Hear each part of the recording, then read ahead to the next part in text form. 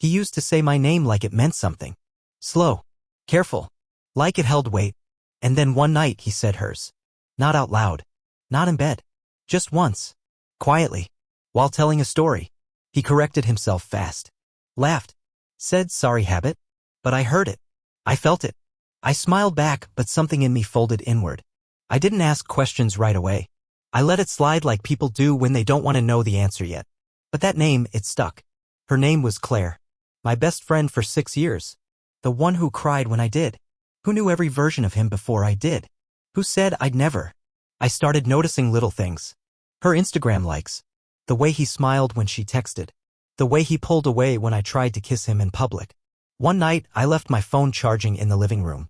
His phone was next to it, lighting up every few minutes. I didn't mean to look, but I did. And I saw it. You looked good today. Stop making it hard to act normal. Sent from her. Seen by him. No reply because he didn't need to say anything. She already knew. I didn't confront him that night. I went to bed. Lay next to him like nothing had changed. But everything had. The silence between us wasn't quiet anymore. It was screaming. The next few days I pretended like I didn't know. I smiled when he walked in. Laughed when he made a joke. Let him kiss my forehead and say love you like the words still held shape in his mouth. But I was watching now. Counting the seconds he looked at his phone. Listening for the vibration of her name lighting up his screen. He didn't act guilty. That's what got me. No nervous tics. No distance. Like he believed it wasn't cheating if he never touched her in front of me. Like I should be proud he was hiding it so well. Claire messaged me that Friday. Said, hey stranger Rehart. I stared at the screen for a long time before typing back. Hey. That's all. She replied, miss you. Let's catch up soon. And I thought, catch up on what? On the way you memorized the curve of my boyfriend's neck? On how long it took you to betray me? But I just said, yeah, been a minute. She asked if I was free Sunday. I said sure. We picked the same cafe we always did. Our spot. She showed up in a hoodie I'd seen in my apartment. His hoodie. I knew the drawstrings. I knew the faint bleach stain on the sleeve. I didn't say anything. I just smiled. She talked like she used to. Fast. Like she missed being heard. Said she was seeing someone new but it was complicated. I nodded. Played dumb. Drank my coffee slowly. She didn't say his name. I didn't ask. At one point she said, I always envied how happy you two looked. I looked her in the eye and said we were. Past tense. I don't know if she caught it. I don't think she wanted to. 2 days later he came home late. Said he'd been with his brother. He doesn't have a brother. That's how lazy liars get when they think you'll never leave. I didn't argue. I didn't accuse. I just stared at him like he was a painting I no longer liked. Familiar. Framed. And hollow. That night I lay awake next to him again. His arm brushed mine. I didn't move. I didn't flinch. I just memorized the weight of the betrayal between us. Heavy, dense, but invisible to everyone else. The worst part of being betrayed isn't the moment you find out. It's the days you live after pretending you didn't. It's brushing your teeth next to the man you love while picturing the way he undressed your best friend. The smiling through conversations where every word feels like a lie you're helping protect. I didn't scream. I didn't cry. I didn't pack a bag. I just kept breathing, kept watching, waiting for one of them to tell the truth. Spoiler, they never did. I stopped texting her first. Stopped liking her photos. Stopped tagging her in old memories like they still meant something. And she didn't notice. Or maybe she did and chose not to say anything. That's how people like her work. They wait for you to either forgive them silently or disappear cleanly. She probably thought I was just busy. That I was pulling away for some reason she'd never have to ask about. That I'd come back when the silence got too loud. But I didn't. Because once I stopped reaching, I realized how far gone I already was. And him? He started noticing. He asked if I was okay. I said I was tired. He offered to cook. I said I already ate. He reached for my hand and I didn't pull away. But I didn't hold on either. I just let it rest there. Lifeless. Temporary. He leaned in to kiss me goodnight and I turned my head. Not on purpose. Just out of instinct. My body was learning what my heart already knew. He wasn't mine anymore. Maybe he never was. He tried to make plans for the weekend. I told him I'd be out of town. I wasn't. I just needed space he didn't belong in. I sat at a bookstore alone that Saturday, ordered a coffee, watched strangers walk by, and for once I didn't want to be any of them. I just wanted to be me, unattached, unspoken for, unseen. It felt clean. I went home that night and found him asleep on the couch.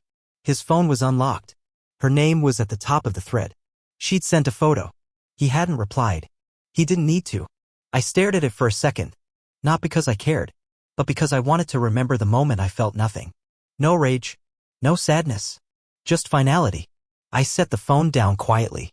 Took my charger from the wall. Packed a small bag. No theatrics. No loud exits. Just quiet detachment. I wrote a note. Not to explain. Just to be kind.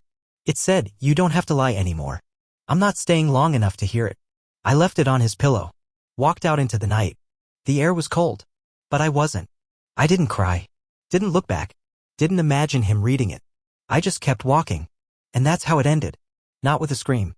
Not with a slap. Not with some dramatic goodbye. Just a closed door and a girl who finally stopped asking why. It took her 4 days to text me. Not him. Her. As if I had just gone quiet for no reason.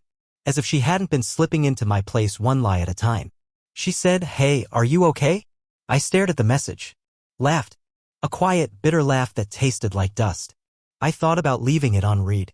Thought about blocking her. But instead I typed, "I'm fine. Just needed space." She replied instantly. "I miss you." And that's when it hit me. She still thought she had me. Still thought I'd eventually come around the way I always did. That I'd shrug this off like it wasn't the worst thing she could have done. That my silence was temporary. I didn't respond. That was my answer. Silence can be louder than screaming when it comes from someone who used to love you. I saw her 1 week later. Random. A sidewalk. Grocery bag in hand. She stopped. Smiled. Said my name like nothing had changed. Like she hadn't gutted me in slow motion. "Where've you been?" she asked. And I said it without blinking, without shaking. "Away from you." Her smile dropped for half a second. Just long enough for me to see it. The guilt? Or maybe just the surprise that I wasn't going to play along anymore. She said it wasn't supposed to happen like that. And I said, but it did. She opened her mouth like she wanted to explain. Maybe to justify. Maybe to blame me for not seeing it sooner. But I didn't let her. I just walked away. Again. Not angry. Just done. And she didn't follow. That's how I knew I made the right choice. People who break you rarely chase what they shatter. They expect you to crawl back and apologize for bleeding. But I didn't owe her that. Not anymore. And for the first time in months, I felt light. Like I'd stopped carrying someone else's mess in my chest. Like I was finally walking alone and finally okay with it. I didn't post about it. Didn't make some dramatic story or cryptic caption. I didn't want pity. I didn't want advice. I didn't want to hear, "You deserve better," from people who'd never been gutted by someone who once braided your hair. But people started to notice anyway. My friends stopped asking why I wasn't bringing him around. One of them pulled me aside and said, "You look quieter." And she was right. I was. Not broken. Not angry. Just quieter. Like someone who had learned to protect the parts of herself that used to be on display. I saw them once. Together. By accident. At a gas station of all places. She was in the passenger seat. He was pumping gas. They didn't see me. Or maybe they did and didn't react. Either way, I watched for 5 seconds. That's all. Then I turned away. Got back in my car. Drove off. No dramatic music. No tears. Just that strange, hollow peace you feel when you finally buried something that hurt too long. I went home. Lit a candle. Cleaned my space. Put on music that didn't remind me of either of them. That night I opened the note I wrote to myself the day I left. Just 5 words, "Do not return for pain." I stared at it for a while. Then I folded it back up and taped it to the inside of my closet door. Not because I needed a reminder, but because closure isn't a moment. It's a choice you make every time you want to look back and don't. I don't check their socials. I don't ask about them. I don't play the what-if game anymore. What they did was enough. And what I did in return, leaving, healing, staying gone, was louder than anything I could have said. People love to say closure comes with a conversation, with tears, with someone finally admitting what they did. But that's not how it works. Not in real life. In real life, the people who hurt you move on like it was nothing. They don't lose sleep. They don't look back. And they definitely don't say sorry. I used to replay it all in my head, what I would say if she ever apologized. If he ever called. If either of them had the guts to stand in front of me and own it. I had the lines memorized. But the longer the silence stretched, the more I realized the apology I wanted wasn't coming. And maybe that was a gift, because it forced me to let go. Forced me to stop waiting for closure to be handed to me and take it for myself. One quiet day at a time. One boundary at a time. I don't hate them. I hate what they did. I hate how easily they did it. But hate is heavy. And I've carried enough.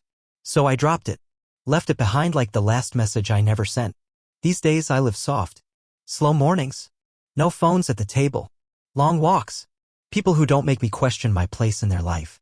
I laugh again. Not because I'm trying to prove something, but because I mean it. And that feels like power. Real power. The kind that doesn't need revenge. The kind that looks at what broke you and says, I'm still here. They never said sorry. But I did. To myself. And that was enough. Healing isn't pretty. It's not some neat timeline with a big moment where everything clicks. It's messy. It's forgetting for a day and then breaking down over a song in a grocery store. It's deleting their contact and still typing their name out of habit. It's seeing a sweater that looks like his and walking the other way. I didn't wake up one day and feel brand new. I just started choosing myself in small ways. Saying no to things that drained me. Saying yes to the silence when it felt safer than pretending. People say healing means moving on, but I think it means reclaiming your space. Your body. Your time. And for me, that meant finally seeing what they did without trying to soften it. He chose her. She chose him. And neither of them chose me. That's the truth.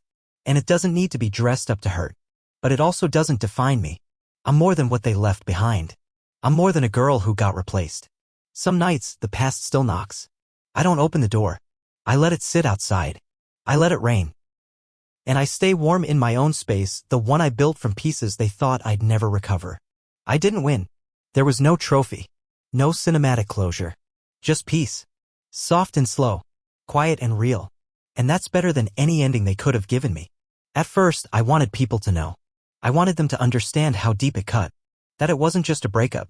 That it wasn't just a falling out with my best friend. It was betrayal, layered, personal, cruel. But when I tried to explain, I saw it in their eyes. Some didn't get it. Some didn't care. Some said, that's messed up, and moved on like I hadn't just told them my whole spine cracked. So I stopped. I stopped retelling the story. I stopped needing anyone to validate how bad it hurt. Because healing isn't about how loud you scream.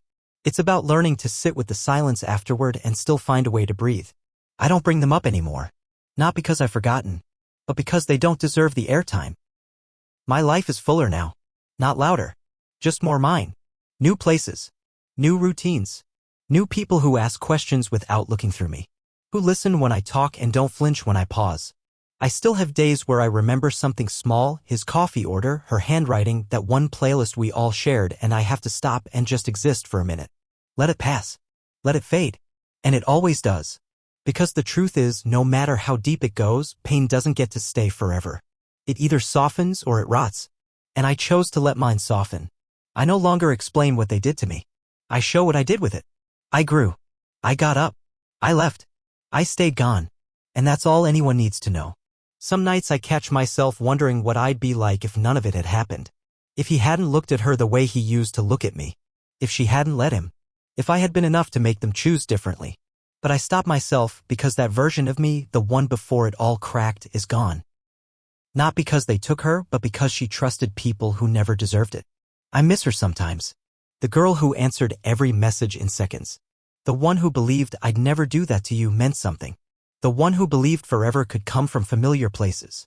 But she's not coming back. And I'm learning not to mourn her, but to thank her. She got me here. To the version of me that doesn't beg. That doesn't explain. That doesn't stand in rooms where her presence is treated like background noise. I don't miss them. I miss the simplicity of not knowing better. But now I do. And knowing comes with weight. And freedom. And fire. And peace. Sometimes all at once. I don't check their pages. I don't wonder how long they lasted. I don't reread texts or dig through old photos for clues. I don't need to understand people who looked me in the eye while betraying me. I just need to keep choosing myself over and over until it's no longer a choice, just a habit. A life. One where I'm not the girl who got hurt. I'm the woman who healed. There was no apology. No guilt-filled messages. No moment where they showed up and said I was wrong. And that's fine. I stopped needing that. I stopped needing them to understand what they took from me. Because truth is, if they could do it, they already understood and didn't care. That's what hurt the most in the beginning. Not the act, but the ease. The way they moved on like I was a phase. Like I was furniture they rearranged to make space for each other. But they didn't break me. Not really.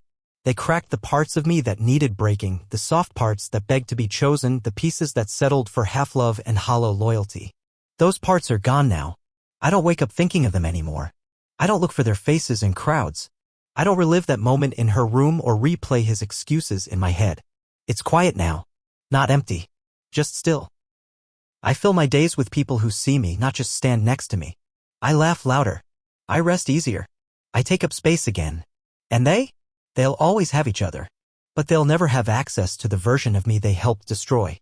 That girl's gone. And in her place stands someone who didn't just survive but rose. Taller. Sharper. Kinder, but only to the ones who earn it. I didn't get the closure I wanted. I didn't get the justice I hoped for. But I got this: peace, solitude, strength. I got the life they never imagined I'd build without them. I learned to sit with the silence. To pour coffee in the morning without hearing echoes of them. I learned that healing isn't one moment, it's 1,000 tiny choices. Choosing not to answer. Choosing not to look back. Choosing to believe that what I feel is real even when no one else saw it. I became the version of me they would never recognize. Not because I changed everything, but because I stopped shrinking for them to fit. They stayed small. I didn't. That was the difference. That was the win they'll never see. Because the girl who left never came back. And the woman who took her place doesn't need revenge. She just needs the door to stay closed. It's been months now. The kind of months that pass both fast and slow. I don't think about them every day. Not anymore. The memories still visit, but they don't unpack. They don't stay. I've stopped measuring time by how long it's been since they hurt me. I've started measuring it in peace. In quiet mornings. In deep sleep. In not flinching when my phone buzzes. I didn't go back home. Didn't check in to see if they lasted. I'm not curious. I'm not bitter. I'm just gone. Fully. I rebuilt my life in pieces. New neighborhood. New coffee shop. New routines that didn't include avoiding her voice or his shoes by the door. I made space for people who didn't make me feel like a placeholder. I made space for myself. The hardest part? Forgiving myself. For ignoring the signs. For loving too hard. For staying too long. But I did. Slowly. Gently. Completely. I thought healing would feel like a victory. Like I'd wake up one day and laugh at all the pain. But healing feels more like peace. Like brushing your teeth without tears. Like grocery shopping without spiraling. Like walking past their favorite song and not breaking stride. I stopped trying to make sense of it. Stopped needing a why. Some people don't hurt you because you failed. They hurt you because they could. That's it. That's all. I still carry the lesson. But not the weight. I still remember. But not with fire. With calm. With clarity. With boundaries they'll never cross again. They didn't get to break me. They got to watch me become unbreakable. And I hope, in whatever small, quiet way the universe allows, they feel that. Not out of revenge. But so they know I survived the storm they created. And I built a better home from the wreckage. One they'll never step foot in. One where I locked the door from the inside. And finally, truly, feel safe.